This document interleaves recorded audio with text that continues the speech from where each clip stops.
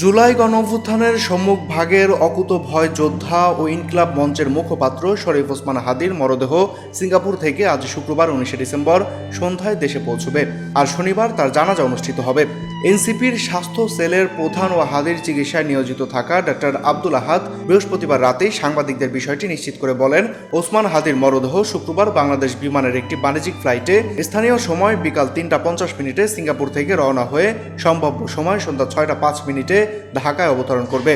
এদিকে ইনকিলাব মঞ্চের ফেসবুক পেজে এক বিবৃতিতে জানানো হয়, শহীদ শরীফ ওসমান হাদীর প্রথম জানাজা সিঙ্গাপুরের দ্য আঙ্গুলিয়া মসজিদে সকাল 10টায় অনুষ্ঠিত হবে।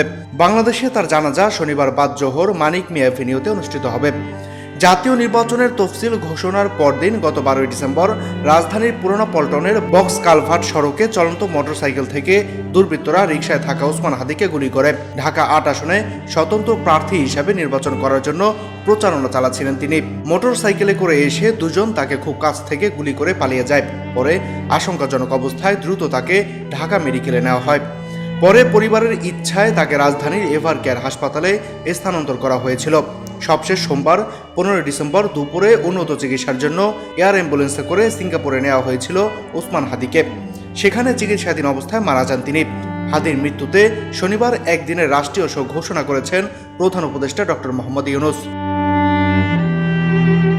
মাহাদি হাসান বিএন, up to date news, Dhaka.